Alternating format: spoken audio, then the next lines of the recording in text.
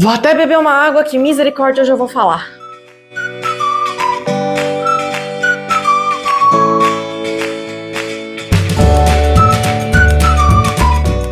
Oi, gente, eu sou a Ione Simões do Minha Vida Literária. Trago para vocês vídeos de leituras do mês com as 9 leituras que eu fiz em dezembro. Em 2023 eu li mais do que eu tinha imaginado, li mais do que 2022, o que para mim assim foi os parabéns, porque realmente tiveram meses que eu mal estava conseguindo ler. Já dando um recadinho aí para vocês, eu costumo fazer mensalmente, então, esses vídeos aqui de leituras do mês, mas a partir do mês que vem, nós não vamos ter vídeo, nós vamos ter live. Eu fiz o teste, né, falando dos vídeos de melhores do ano, para sentir como ia ser, eu acho que é uma experiência bacana, então eu quero testar isso nos próximos meses, com as leituras do mês. Então vai ser um espaço, um momento que a gente vai ter aí para sentar, conversar de boa, eu contar para vocês aquilo que eu li, interagir, uma forma mais próxima, e vamos ver se o YouTube acaba gostando mais de mim por eu estar usando mais ferramentas dele também, né?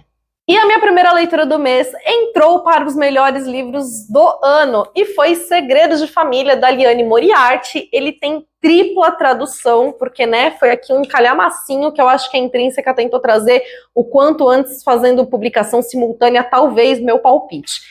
As tradutoras, no caso, são Cássia Zanon, Luciana Dias e Maria Carmelita Dias.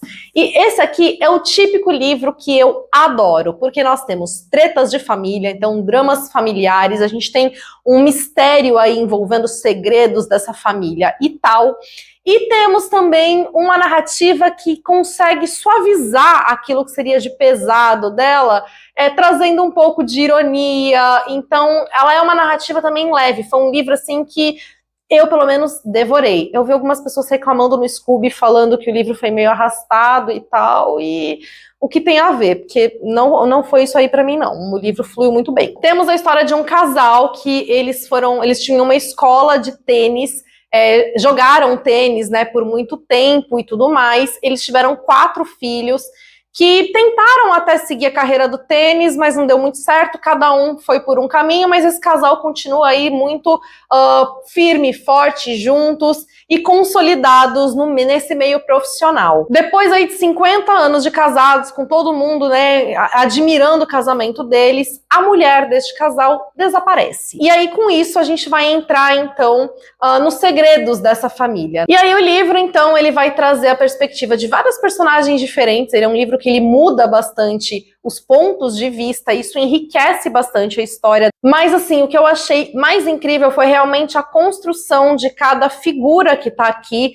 e como a gente tem essas relações familiares retratadas, né? Então, a gente vê os laços de afeto, os laços de carinho, mas a gente vê também os ressentimentos, a gente vê as culpas, problemas de família como existem em todas as famílias. E eu acho muito interessante também, porque nessa que a autora ela vai alternando presente com passado, ela vai também deixando o suspense mais cativante, né? Ela vai alimentando a nossa curiosidade. Então você tá vendo no presente aquela investigação acontecendo, aí ela vai pro passado, ela alimenta um pouco mais a nossa fofoca aqui, de querer saber, né, dos podres da família, de querer saber como que é o convívio entre eles. Tudo isso vai alimentando o suspense, vai fazendo com que a gente realmente fique preso até a última página, querendo entender o que aconteceu. Ele é um livro também que tem ótimas reviravoltas, se tornou um dos livros preferidos meus, da Liane Moriarty. Eu acho que ele tá aí no meu top 3, junto com O Segredo do Meu Marido e Pequenas Grandes Mentiras. Fiz um reel lá no Instagram falando sobre a simbologia das maçãs presentes aqui na história, então, que estão na capa. Tem um crumble de maçã que é muito importante na história, e temos também receita dele lá no Instagram, então já me acompanha por lá para receber esse outro conteúdo. E fica a dica de leitura, porque, como eu mencionei, um dos melhores do ano. E aí, depois que eu já estava bem nutrida aí de mistério, de drama, intriga e tudo mais, eu fui ler comédia romântica. E aí acontece que eu ganhei 3 chances para o amor no unboxing de Amigo Secreto, então, das Booktubers. E só que esse é o 5º livro da série do Clube do Livro dos Homens. Eu ainda não tinha o 4º livro, então eu comprei o audiobook pela Audible e eu ouvi por lá o 4º livro antes de ler o 3 Chances para o Amor, porque eu queria ler ainda em dezembro, porque, né, livro de Natal. E aí, então, a minha leitura seguinte foi o Absolutamente Romântico. A tradução é da Marcela Rossini, aliás, é a mesma tradutora, né, dos dois livros. Eu tava muito na expectativa pelo Absolutamente Romântico, porque ele é a história do Vlad, né, que é o personagem que é russo, e ele é muito engraçado nos outros livros, né, às vezes ele faz pequenas aparições, porque ele também tem um jeito aí todo sério, todo contido e tal. Então, sempre que ele aparecia era algo muito pontual, mas eram sempre excelentes aparições. A autora até comenta na nota dela que ela não pretendia escrever um livro sobre o Vlad, mas ele foi realmente um personagem tão cativante que ela acabou escrevendo livro para ele. De qualquer maneira, a gente tem em cada um dos livros um protagonista diferente, todos eles são figuras famosas, em geral eles são jogadores de algum esporte diferente, né, nos Estados Unidos, e o que eles têm em comum é que eles criam um clube de leitura para ler romances, para eles aprenderem a ser homens melhores, pessoas melhores, né, desconstruírem muitos conceitos e tudo mais, e também terem melhores relacionamentos, né, coisa que basicamente só vai acontecer em livro. Todos os livros são muito leves, são muito engraçados, muito gostosos de ler, que eu gosto muito, né, de como a autora desenvolve os conflitos de cada personagem.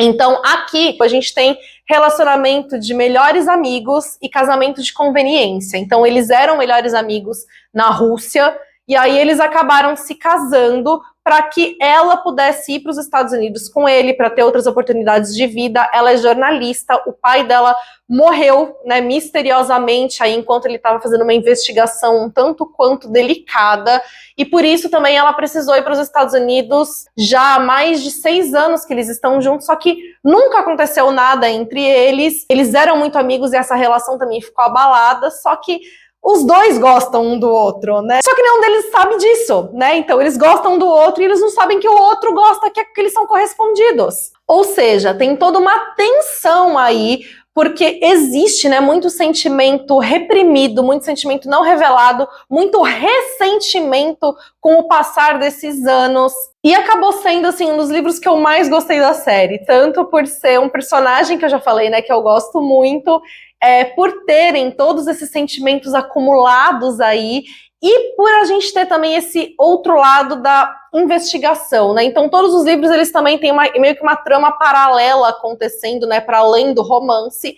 E aqui a personagem ela tá tentando investigar o que aconteceu com o pai dela. Ela tá retomando a reportagem que o pai dela fazia e que envolve tráfico de mulheres. Então a autora ela também sempre traz temas muito relevantes, né? Ela traz alguma maneira de trazer essas discussões para os livros. Então são sempre em geral discussões de gênero, né? Em outro livro da série a gente teve a questão de assédio, por exemplo, mas que ela faz isso de uma maneira também muito leve, muito descontraída, que não pesam no livro, nem se tornam, né, o centro dele. O centro acaba sendo sempre o romance, o desenvolvimento desse casal. Gostei também da narração, né, do audiolivro, então lembrando que eu comprei o e-book pela Audible, ele não está incluso no catálogo de assinantes, tá? Então, se você tem a assinatura da Audible, você precisa pagar outro valor para poder ouvir esse audiobook. Sendo assinante, você tem um desconto, acho que de 30%, então saiu um preço bem ok. Eu gostei da experiência de ouvir, e agora eu já quero comprar o livro para poder completar minha coleção, porque eu tenho os outros 4 livros, só não tenho esse. E aí, então, eu já basicamente emendei leituras, estão finalizando Absolutamente Romântico. Eu peguei o 3 Chances para o Amor, minha leitura de Natal. Eu acho que eu até finalizei no dia de Natal, ou no máximo dia 26 de dezembro, sei lá, mas foi bem aí no período de Natal mesmo. A gente tem como protagonista o cantor country do grupo. Ele vai, então, se envolver com a advogada, que é uma personagem também que ela já aparece em outros livros. Ela é a melhor amiga da protagonista do segundo livro, ela tem uma rápida menção também no Absolutamente Romântico. O ponto é, essa advogada, ela vem de uma família muito rica, e só que ela não se dá bem com a família, né? Ela tem uma relação muito complicada com eles. Isso, obviamente, impactou toda a personalidade dela. Então, ela é essa pessoa mais fechada, ela é totalmente workaholic, porque ela não consegue ter uma vida pessoal, ela não consegue se relacionar com as pessoas, né? E o livro, ele vai trazer referências também ao conto de Natal do Charles Dickens, né? Falar do Scrooge e tudo mais. E ele vai também abordar o romance muito bem, então eu gostei muito do desenvolvimento romântico que tem aqui, mas eu gostei principalmente, né, das relações familiares. Então é um tema que eu gosto muito de ver nos livros, é um contexto que eu gosto muito de ver nas histórias, e eu gostei muito de como a autora desenvolveu tudo isso, né? Eu acho que a partir de uma parte aí do livro, eu não conseguia parar de ler, porque a tensão fica aí a mil. Você fica naquela angústia, né, para saber o que vai acontecer com todos os desdobramentos. A gente tem alguns momentos aí de injustiças, né, que mexem com as nossas emoções também. Então, ele foi um livro com muita adrenalina, digamos assim. Foi uma leitura muito gostosa e que trouxe esse clima de Natal também. No caso, Natal dos Estados Unidos, né? Porque ele é um clima bastante frio e eu tava lendo esse livro em Santos, fazendo, sei lá, 35 graus. Então, essa parte não é muito nosso Natal, mas principalmente com as emoções positivas que ele traz aqui, né? Então, com ela descobrindo uma nova família por meio dos amigos, por exemplo, ou de a gente pensar em milagres de Natal, de a gente conseguir manter esperança em determinados acontecimentos. Então, ele é um livro que ele traz com ele também mensagens positivas que tem a ver com essa época, que me proporcionaram também, então, como eu mencionei, uma leitura super gostosa. E aí, continuando no clima de Natal, eu fiz outras 3 leituras natalinas também. Então, vocês vão me aguentar falando um pouco mais de Natal ainda. Um deles aqui tem vídeo resenha no canal também, porque foi a nossa leitura conjunta pelo Clube Harlequin no aplicativo 2kg. Eu tô com um livro aqui em mãos para mostrar para vocês, mas eu li pelo app mesmo. Então, Casamento em Dezembro, da Sarah Morgan. Ele vai ter tradução da Marina Della Valle. E, gente, também foi outra leitura que eu amei. Eu até pensei em incluir esse livro como minhas melhores leituras, né, os melhores romances que eu li em 2023, mas acabou que eu falei de tanto livro lá que eu deixei esse de lado, mas ele era um forte candidato também a entrar naquela lista.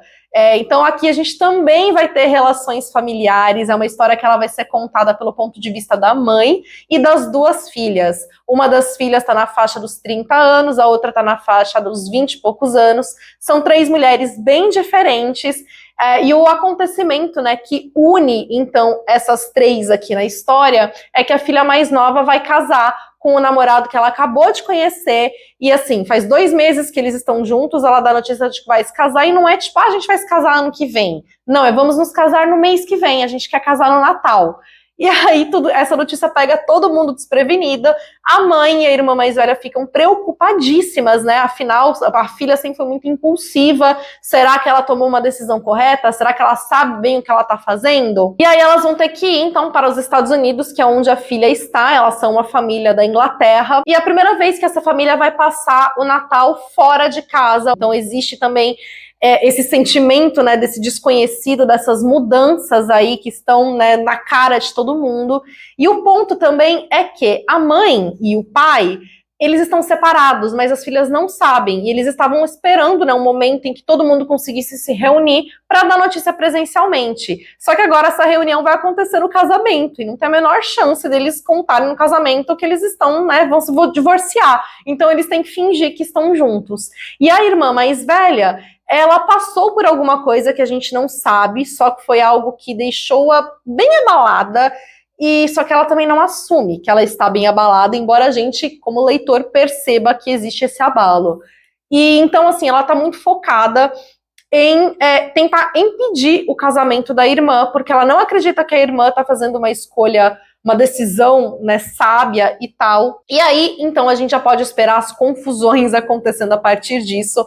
A Sarah Morgan tem uma escrita também super leve, então ele é um livro também que é bem gostoso de você ler e que eu acho que ela desenvolveu muito bem, né, todos esses conflitos familiares. Embora a gente esteja falando aqui, né, de relações de mães e filhas, esteja falando de um casamento que está abalado, eu achei, assim, muito interessante como a autora não traz ressentimentos na história, né? Ela aborda tudo isso sempre de uma perspectiva de muito afeto, de muito carinho entre essas personagens. E eu acho que isso traz uma leveza maior, traz um coração quentinho que também tem muito a ver com a questão do Natal aqui, né? Então, eles estão também num ambiente que é extremamente deslumbrante, né? Então que a gente fica imaginando aquele cenário lindo, que a gente fica com vontade de estar lá. Eu acho que isso tudo aumenta uma sensação de aconchego que o livro traz também. Mas mais do que tudo, né, são essas emoções positivas que o livro despertou que me fez gostar tanto dele. Então ele é um livro que vai trazer muito um tema aqui de renovação. Então, a gente está falando de mudanças, de que as coisas se movimentam, que elas vão ser diferentes, mas que isso não precisa, né, vir atrelado a uma carga pesada, a uma dificuldade, que existe uma perspectiva positiva nessas mudanças, que as coisas podem mudar, elas vão deixar de ser aquilo que a gente conhece, mas elas podem ser outra coisa que a gente pode gostar também, né? Então, que existe também essa permissão a gente mudar, porque muitas vezes a gente bota na nossa cabeça que, não, mas eu sempre fiz tal coisa, eu sempre quis fazer tal coisa, eu sempre fui assim. E a gente meio que se coloca, né, esse controle, esse limite de eu sempre tenho que ser desse jeito. E o livro vai discutir, mostrar que não necessariamente, né? Existe uma permissão que a gente para a gente poder mudar, para a gente fazer outras coisas, para a gente descobrir novas facetas. Traz romance, traz passagens divertidas, porque eu dei risada em muitas passagens também. E foi uma leitura deliciosa, se transformou num dos meus livros favoritos de Natal. E aí já falei muito para vocês, né, de Natal gringo, de Natal dos Estados Unidos. Vamos falar de Natal brasileiro. E para isso eu li 2 contos, então foram leituras bem rapidinhas, e acho que por isso também que eu consegui incluir aqui nesse período e fazer mais leituras. Um deles foi A Namorada do Meu Primo, da Bia Crespo. É um romance entre garotas.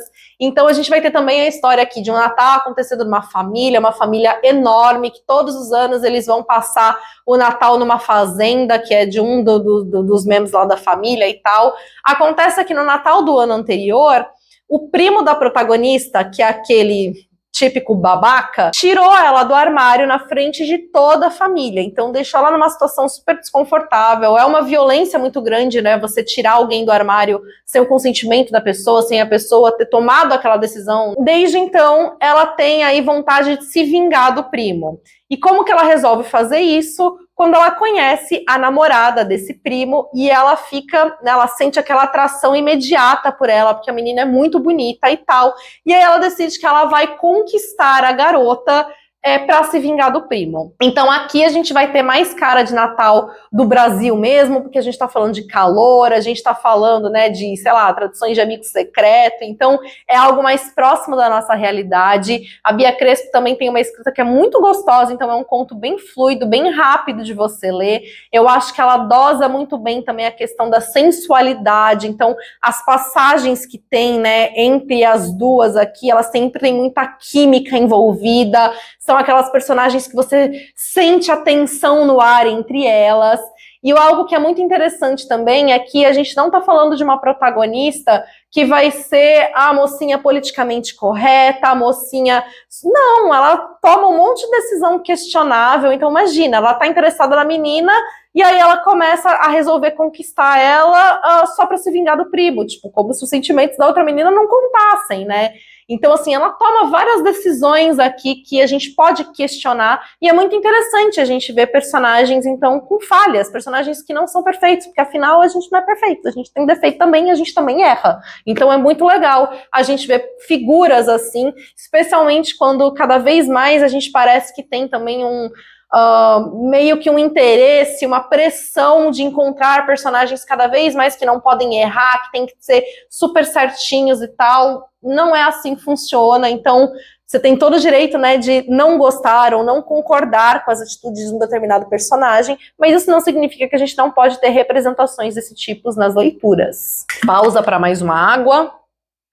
E outro personagem aí bem questionável e que é completamente encantador, cativante, é o protagonista de Gay de Família, do Felipe Fagundes. E eu voltei a encontrar este personagem na minha outra leitura desse mês, que é Um Conto Gay de Natal. Então ele é um spin-off de Gay de Família, que o Felipe Fagundes escreveu e publicou agora também pela editora Paralela, nesse período de Natal. E ele também é um conto bem curtinho, que você lê aí em 1 hora. Ele não tem conexão direta com Gay de Família. Dá para você ler sem ter lido Gay de Família, e se você quiser ler esse conto e depois ir para o Gay de Família. Mas se você ler o Gay de Família antes, é gostoso reencontrar o personagem. Então o Felipe te dá todo o contexto que você precisa, e que basicamente ele tem um irmão que só liga para ele 2 vezes no ano. no Natal e quando ele precisa. E aí agora ele liga no Natal porque ele precisou de outro favor. E aqui num conto gay de Natal a gente tem um pouco mais desse humor do Felipe Fagundes, a gente tem um pouco mais desse clima de Natal com cara de Brasil também, e ele faz uma releitura aqui do conto de Natal do Charles Dickens, né? Então você vai ter os espíritos, né, de Natal do passado, presente e do futuro, e cada um deles, né, por meio da figura de um dos sobrinhos deles, de cada um dos 3 sobrinhos. E aí é muito interessante, né? Então, também como o Felipe constrói uma história que é divertida, mas que também vai ter esse ar sensível, que vai falar principalmente das relações familiares, esse jeito, né, do protagonista, então das escolhas que ele está fazendo, que tipo de laços ele está criando ou não está criando.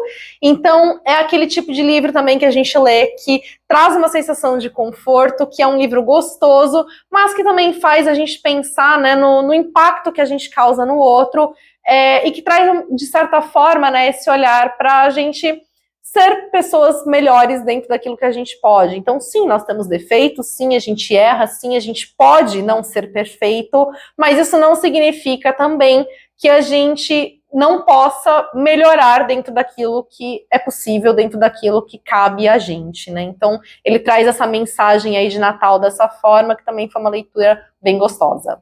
E aí, acho que a minha antepenúltima leitura do ano, sei lá, foi também um audiolivro, e eu ouvi ele junto com o Rafa, então foi uma experiência bem legal a gente ouvir juntos, a gente conversando sobre a leitura, e foi leitura coletiva com os membros do canal, então o Rafa participou da discussão também, foi bem legal. E estou falando de Torto Arado, do Itamar Vieira Júnior, então um dos últimos best-sellers nacionais, acho que ele ganhou o Jabuti de 2019, e o livro nos últimos anos aparece aí sempre nos mais vendidos. Agora, recentemente, o Salvar o Fogo, do Itamar, que, se eu não me engano, também ele se passa meio que nesse mesmo universo. Não é uma continuação direta de Torto Arado, mas tem conexão aí com a história. Então, no Torto Arado, a gente conhece a história de 2 irmãs que, durante a infância, elas foram abaladas aí por um evento, né? Elas encontraram um facão da avó delas, e aí, brincando com aquele facão, acontece algo, uma delas perde parte da língua, perde a voz por conta disso, e elas criam aí também uma relação muito próxima de uma acabar sendo meio que a voz da outra também. E aí a gente vai vendo a evolução dessas 2 irmãs, da família, do contexto onde elas estão, em cada uma das partes do livro.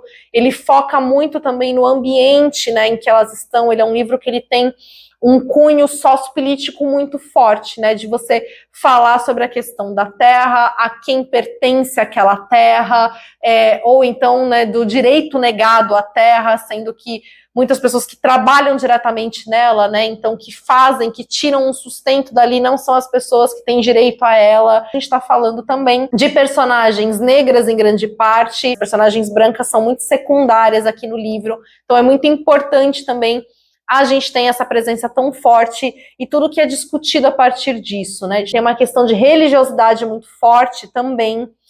O livro ele acaba sendo considerado em alguns lugares como realismo mágico, até se você for procurar o livro na Amazon, vai estar a descrição lá de realismo mágico, mas o Itamar, ele disse, né, numa entrevista, que ele não escreveu pensando em enquadrar o livro dentro desse gênero, né, que na realidade o que faz o livro ser considerado realismo mágico, que é a presença de entidades, né, os encantados e tal, na verdade isso é a realidade, né, de muitas pessoas que seguem aquela religião, então não é visto como algo mágico, né, de fato.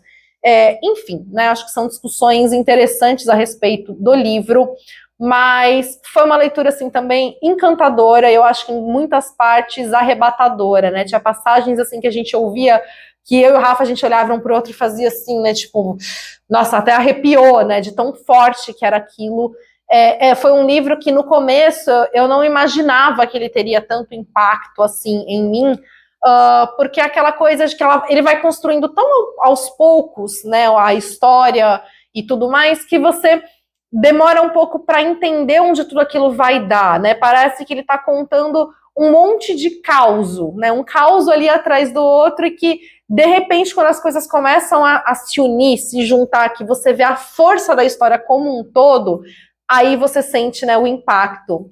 E eu achei muito interessante essa nossa experiência de ouvir o livro também. A narração é da Zezé Mota e a narração dela é incrível. O quanto isso pôde também trazer muito da oralidade que existe na escrita do Itamar.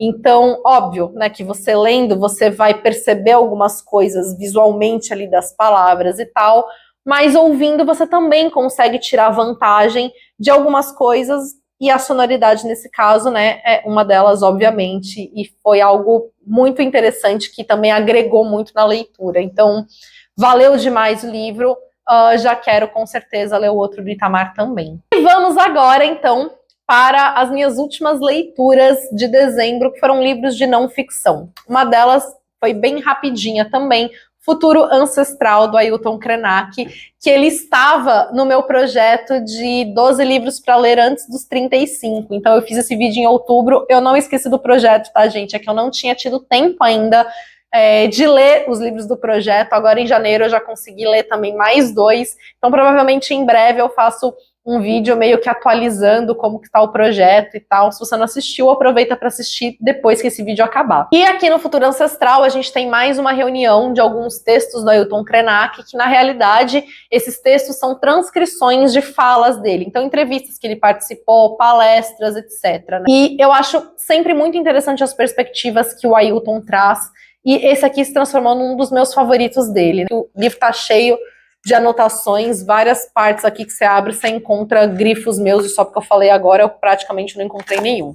Mas tá bom, acreditem em mim que ele tá todo grifado. E basicamente, né, o que o Ailton traz aqui é fazer com que a gente repense em nossas perspectivas de futuro mesmo, né? Então, dentro de um sistema do capitalismo, como que se desenvolve o nosso modo de vida, as relações que a gente cria, principalmente como a gente coloca o homem como centro de tudo, as necessidades do homem, como ele ignora que na realidade o homem é só uma pequena parte de um todo, de um universo inteiro que existe, inclusive, muito antes do homem. Então aqui ele faz com que a gente pense, né, a forma que a gente vive, de que a gente se relaciona com o meio que nos cerca, para que a gente consiga pensar num futuro que possa existir, né? Então, assim, a gente está se encaminhando cada vez mais para um quadro de crise ambiental, mas assim, não só pensando nesse quadro de crise, né? Não só pensando num futuro possível, mas assim, o que significa realmente estar vivo, o que é viver.